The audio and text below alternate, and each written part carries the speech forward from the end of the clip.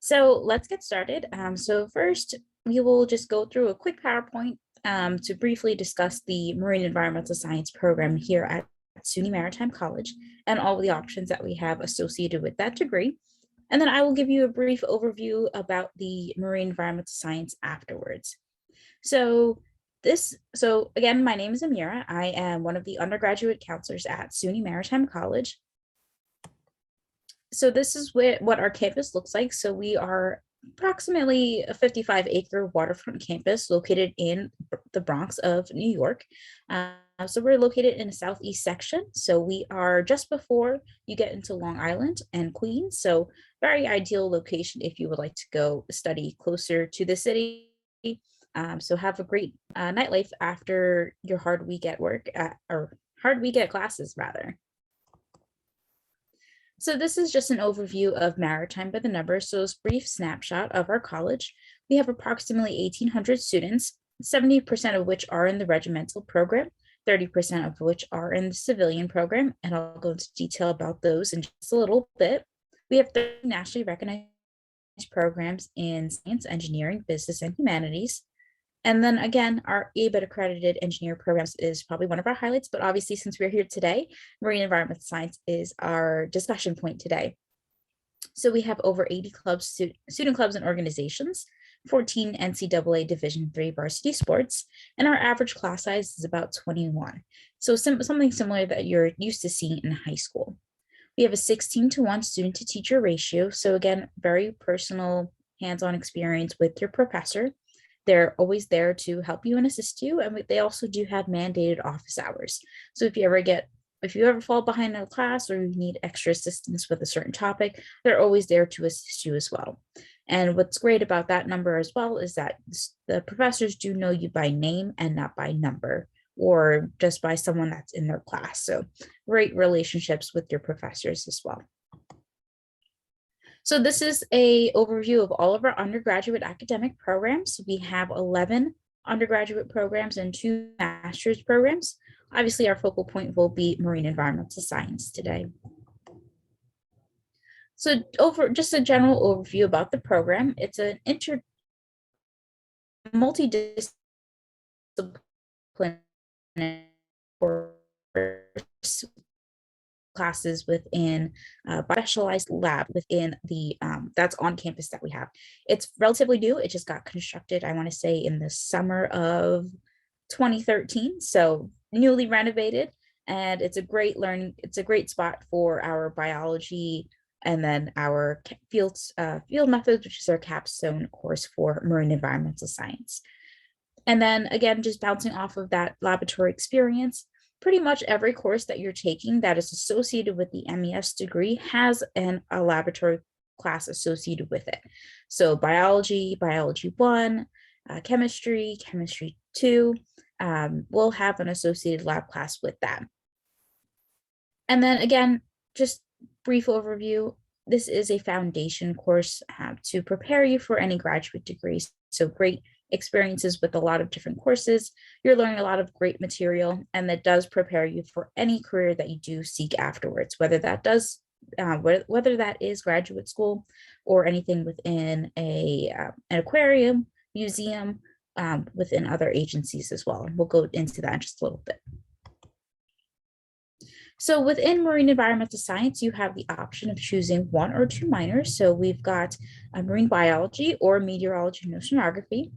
Marine biology focuses on a lot of the aquatic environment and the organisms that live in it. So think of your smaller organisms. So when we're talking about that, we're thinking about like diatoms, plankton, a lot of maybe the bigger organisms that we'll get is probably fish.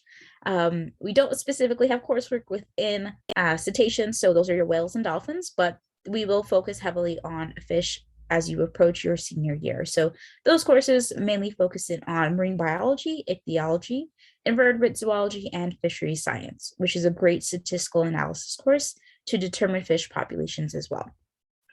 For the meteorology and oceanography minor, those students are learning about atmospheric and oceanographic cycles. So of course, work would include marine environmental issues, marine biogeochemistry, which is also another name for chemical oceanography, synoptic meteorology, and dynamic meteorology as well. So to further break down the difference between that, or the options that we have for the marine environmental science degree, we have professional experience options. So students do have to choose at least one professional experience option in order to graduate. We're going to completely ignore the U.S. Coast Guard engine license. That is unfortunately not an option for the marine environmental science degree, but the deck license and the professional internship options are tracks that you can take as a student. So the U.S. Coast Guard deck license, those students are learning how to navigate vessels. And then think of the license as just like your driver's license. So just like how you would take classes in high school and then classes for your driver's license, it's pretty much very similar. So you would be taking classes for the MES degree itself, and then you'd also be taking classes for that deck license specifically. So the deck license courses would cover courses in navigation, ship handling, and rules of the sea. And then you'll also be taking classes separate for your degree. So you're essentially double majoring. You'll be able to, once you graduate with your U.S. Coast Guard deck license, you are able to sail aboard any vessel as a third mate, and then you'll be able to move up as a second mate, first mate, and then eventually captain of a ship. You're essentially qualified to sail as a merchant marine officer, so someone who's, again, just working on those vessels. If working on the vessels isn't something of your interest, we also do have the professional internship option. Those students are able to pursue at least one internship before they graduate, and that is a requirement in order to do so. So you can partner with any company, and you can find an internship either on your own with the help of your professor, or help with from our career services department. So to further break down the difference of options that we have on our campus, we have the Regiment of Cadets and the civilian program. So if you are pursuing the U.S. Coast Guard deck license, you are required to participate in the Regiment of Cadets. It is not a military obligation, but it is required for those who are for that license. It is a disciplined lifestyle, so students are learning skills within leadership, teamwork, and time management. And again, not a military obligation whatsoever. We do also have the civilian track, so students can do the civilian track if they are not doing the license program. And that is a traditional college experience. So they're not wearing a uniform, they're not having a structured schedule every single day. It's pretty much a free going program, just like any other college experience across the country. So the main difference, I would say, is if you are going for that license, you must participate in the regiment. But if you are participating in the internship program, you can either choose to do the civilian track, so the traditional college experience, or the regimental track if you like to do the discipline lifestyle. So those are the two. It is optional for the internship track, but it is not optional for the license track. And again, if you have any questions, feel free to let us know. I'll be happy to answer anything. So to further break down the options that we have to offer, the license track, we do require you to do some form of hands-on experience. So that is what we call Cterm. Cterm is a 75-day cruise, not really cruise, but it is an option for those students. So if you are doing that license, you'll be going on Cterm for 3 summers. So you'll go for the summer after your freshman, summer after your sophomore, and then summer after your junior year. So those students will be participating in Cterm over the course of 75 days each summer. And then each of those Cterms are required for you to graduate with that U.S. Coast Guard deck license. What's really cool is that students who are aboard that Cterm are doing 3 different things while they're on the ship for the summer. So they're essentially doing work, watch, class, and then they are able to visit different ports. So work involves different things, so keeping the ship orderly. Watch means that you're just watching out for any ships or anything that may come into contact with the ship that you're sailing on. And then classes, you are taking different navigational classes during your time on Cterm. Additionally, you'll be traveling to different ports while you're on Cterm. So these are a list of domestic or countries, or sorry, ports that are typically within the country itself, and then international ports you'll see on your right-hand side of your screen. So the ports that the students will be going on this summer includes Philadelphia in Pennsylvania, as well as Porto, Portugal. And so great experience for those students who want to have like a quote unquote study abroad experience. For those students who are not doing the license program, they're required to do an internship.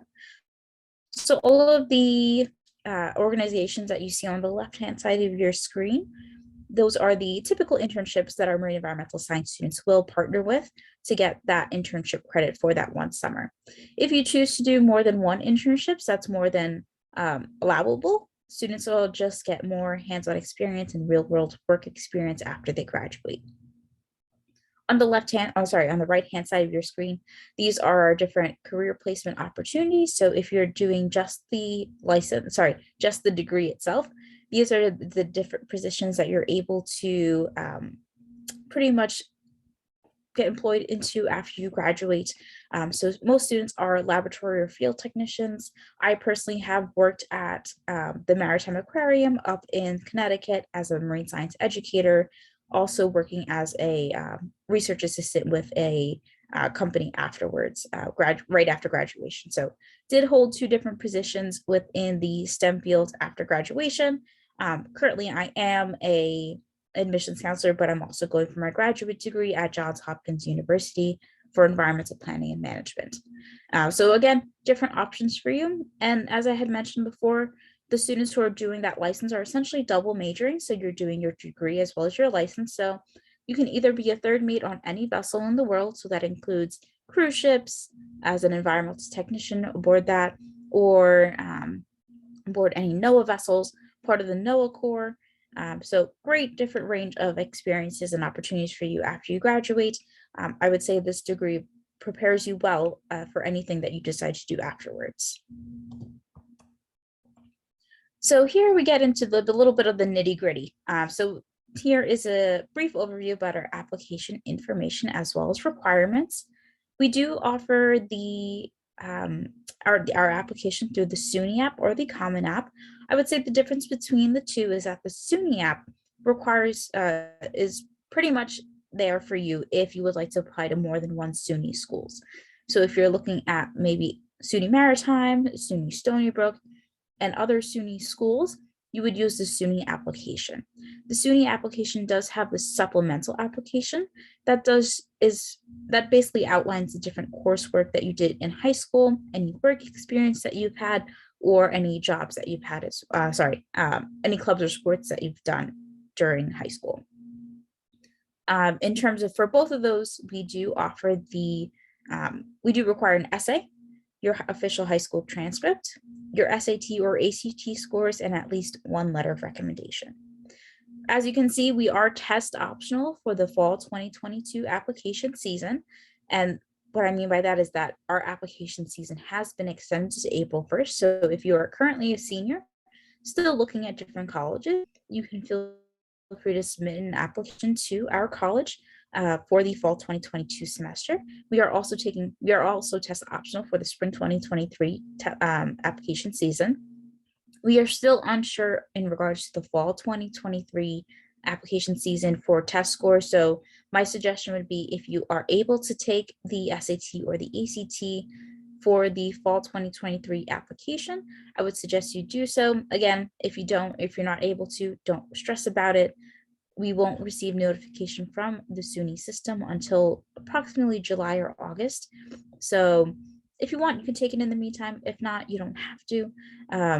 If we do require that as a requirement for the application, you would just have to take it during the pretty much end of summer to the beginning of the fall season. So particularly you're probably going to ignore the Bachelor of Engineering program. For the Bachelor of Science, since we are discussing marine environmental science, we look for an average GPA of about an 88. an average SAT of about an 1190 and an average ACT of about a 25. That is reflected of the fall 2021 class, but we do obviously accept applications that do have lower numbers than that. So pretty much if you have about like an 85 average, an 1100 on your SAT, and about a 23 or 24 on your ACT, still feel free to apply. We look at your application on a holistic level. So that means we take in all of your information. So anything in regards to your test scores, your grades, the classes that you're taking, and especially the letter of recommendation and your essay. So we look at everything, so we're not just pigeonholing on your grades themselves. So these are the application deadlines listed below. So again, the fall 2022 application is open currently. It is extended to April 1st. Typically, if you are looking for the fall 2023 application season, that doesn't open until August 1st. Our early decision deadline for every application season is November 1st, so that is a binding agreement. So if you know that SUNY Maritime College is the college for you, you would apply early decision.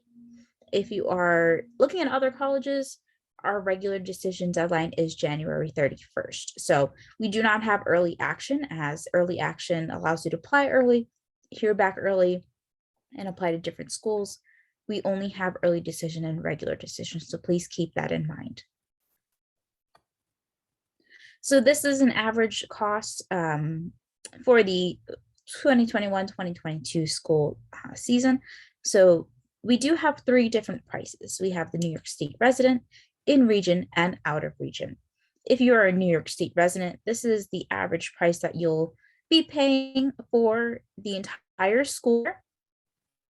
As you can see, if you are in the regimental program, again, going for that license, you will have to pay an indoctrination fee and a uniform fee. Therefore, your costs will be a little bit higher. And then the numbers highlighted in blue are a one-time fee, so you don't have to pay that every single year. So it does vary between the 3 different sections that we have for students. So New York State resident, if you're a regular traditional college student, we're looking at about like a $23,000 for the entire school year. In region covers the states listed above. That cost will run you about $26,000. And again, out of region, if you're located in the states not listed above, you're considered out of region. So that would be the price for you, about $33,000 for the entire school year. And that does not factor in any scholarships or merit-based scholarships that the admissions office grants during the school year as well.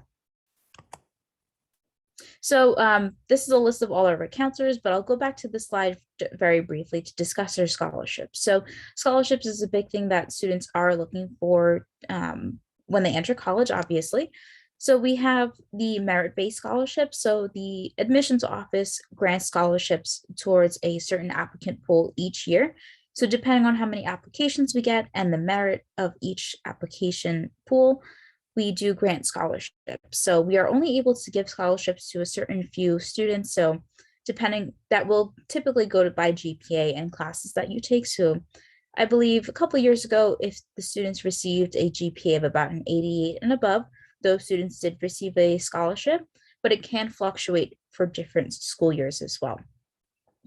If you don't happen to receive a scholarship when you enter SUNY Maritime, you are still able to receive a scholarship as a current student. That would be something that would count towards your financial aid or your tuition and fees. That's if you apply for one of the scholarships that we have offered. So we come out with about a good decent amount of scholarships around January, February, and we do encourage students to apply for those. Those will cover costs such as summer Cterm listed below, and then as well as any other costs as well. So again, tuition and fees is part of that. And then again, if you haven't filled out your FAFSA, I would suggest doing so as soon as possible. That allows different colleges to grant you different financial aid amounts depending on your income and other factors as well. So my suggestion is definitely fill out the FAFSA when it becomes available, as some colleges will grant aid based on a first come, first serve basis. Not saying that we are one of those colleges, but some colleges, if you are looking into those, will require that as well. this is a list of all of our counselors that we have in Maritime College. So my contact information is located on the lower left-hand corner of the screen. And again, if you want to, you can reach out to myself or pretty much anyone who is your designated counselor. Again, we do have a wide range of territories that aren't covered by a specific counselor currently. If you would like, you can always reach out to me. I'm always able to answer any questions you may have, and very, very happy to talk about my experience as a marine environmental science student as well. So this is our general contact us page with our email, phone number, and all of the counselors' information is located at that link. We are very active on Facebook, Instagram, as well as Twitter. I am the one who posts for all of our social media platforms. So again, great content. And then all of our updates typically happen through email or through our social media platforms. So definitely follow us if you have any questions or like to keep up to date with us as well. So this ends pretty much my portion of the presentation. And I hope you enjoyed. And then again, if you have any questions, feel free to let me know as well.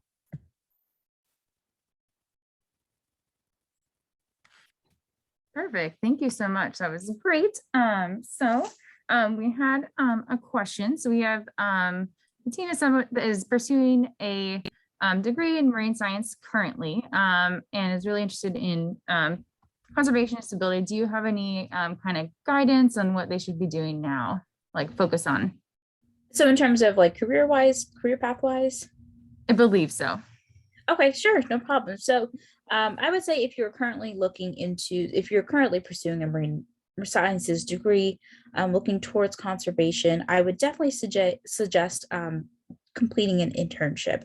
Internships definitely assist you with figuring out what your career path would want to look like after you graduate. It also helps you gain really great skill sets that are required for the workforce as well. So if you are looking specifically towards conservation, a lot of zoos and aquariums do offer great conservation programs. In addition, there are some fellowships with some other institutions as well that do have internships. So my suggestion would be to look for those. Sometimes you can look towards individual colleges or institutions, or I would suggest looking at different REU sites. So that is a site where it's REU stands for research.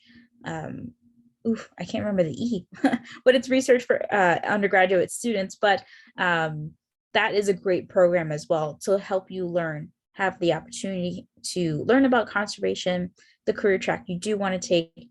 And then if you aren't doing internship in that, you are always, if you have the ability to do so, to pursue a graduate degree in that as well. So different career paths for you, either working in the field itself or continuing your education in graduate school as well. Great, thank you. To like kind of apply, is there anything that they can do like as a high school student and make me a better candidate for your program? Sure. So I would definitely say to make you a better candidate would be to definitely outline that in your essay. So that's what your essay is for. So depending on the application, I've heard it range from 250 words to about 650 words. Honestly, just don't write us a thesis paper. I'd be happy to read anything that you write, but just outline the different experiences that you had during high school or maybe when you were younger. Highlight what you're interested in. Highlight your work experience as well. So that's what's important. So we want to see a well-rounded, involved student who not only checks off our boxes as a good student, but checks off boxes for those students who want to make a difference. So we want students who want to be motivated. And again, that's for every college out here. So if you are very interested in a program, no matter what your grades are, and you show that through your essay or your letters of recommendation, that's what helps you get in. That's what helps you show us that you want to pursue the degree that you want to pursue. And that would be my biggest advice as well. Great, thank you. That was great advice. Just overall, what is your favorite thing about your school? I would say That's tough. I would say one of the things is my favorite is probably the sunsets, but that's very um probably vain of myself because our campus is just very beautiful, especially with the sunrises and the sunsets. But specifically talking about the marine environmental science degree itself, the program, in my opinion, is very hands-on and is very incorporated with upcoming technology. So the ability for this program to adapt with new technologies and new information is probably one of my favorite things. I will say when I was a freshman, I had no idea what I wanted to do after I graduated. All I knew is that I wanted to probably work doing data collection as a field technician, um, working as a research scientist. And as I as I progressed through all of my coursework, I realized, yes, data collection is probably one of my favorite things to do. It still is. And I also had the opportunity to take a geographic information systems course or a GIS course during my senior year. It was a very introductory course. That was the first running of that course itself.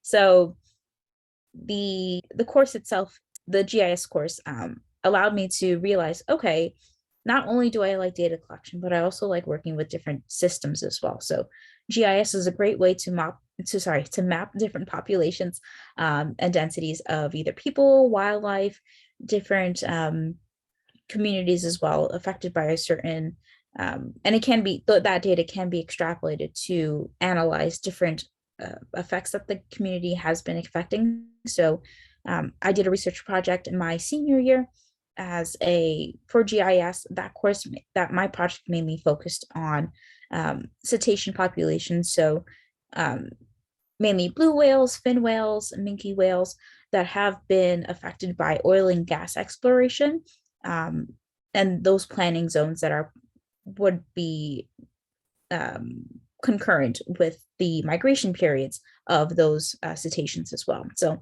kind of map that area, analyze that area, see what species would be affected greatly due to that oil and gas exploration. So great opportunities for you to do research either in a lab class or with professors as well. So that would be probably one of my most favorite things. And right after that, the curriculum did get changed. So GIS is a required class for all marine environmental science students. Some classes did get a partnering lab class associated with it. So again, great hands-on experience. You're learning from the best professors and great up-to-date information as well. Awesome. So does your school offer any graduate level programming as well? So unfortunately, we don't, not within the marine and environmental science field, unfortunately. We do offer two master's programs, one in business, which is our international transportation management degree. And then we also do have our maritime and naval studies degree. So one is business, one is humanities, unfortunately not one in science. I wish there was, but I would say it's kind of a good thing and a bad thing in a way that it helps you kind of like be on your own for a little bit, kind of learn about the industry for a bit. And then if business and humanities is right on along your track, feel free to come back to SUNY Maritime for those degrees. But if not, the professors are always there for you either way. So they'll help you guide you towards any potential like graduate schools or any career options afterwards. Awesome. Those both sound like great programs as well. So the last question, what is life on campus like? Are there any experiences that students really get to have on your campus? Awesome. Great question. So I will admit, so students are very focused on our campus just because they are doing a lot of coursework. So a lot of times you will see students just going from classroom to classroom, but that is pretty much from the hours of 8:30 in the morning to about 3:30 in the afternoon. So basically similar to something that similar to something that you're seeing in high school. Pretty much after 3:30, it's kind of like the students are able to do whatever they want. So they can either choose to study or they can choose to do any extracurricular activities that they want to do. So again, we do have 14 NCAA Division III varsity sports. So some of those sports include On the men's side, we've got cross country, football, baseball, basketball, soccer. And then on the female side, we've also got, let's see, women's volleyball, basketball, swimming and diving, cross country, let's see what else, soccer, lacrosse. So a lot of different sports for those students to pursue. Additionally, we also have great clubs and activities. We have over 80 student clubs and organizations. So there's always something for someone. If there isn't, it is very easy for you to start a club. You only need 10 students and one faculty or staff member. And that's it. Your club's ready to go. And the other thing that students do take a great advantage of, especially since we're right on the water, is that we do have a great waterfront program as well. So those students are able to take out a kayak, take out a Boston whaler, which is a small motorized boat, or they can take out a paddleboard as well. So maybe not right now is not the best time to take one of those vessels out, or one of those paddleboards or kayaks out, because it's snowing right now. But typically during when it does get warmer, and especially during the fall semester, we'll have students that are taking great advantage of that waterfront space as well. That sounds great. Sounds like a lot of fun. So perfect. Well, thank you so much again. All really interesting. And thank you to everyone that joined us today for the Ocean Institute's Virtual and Marine Environmental Science College and Career Fair, and to our generous sponsors, SUNY Maritime. We wish you all the best in your next steps. Thank you so much for joining us. Thank you.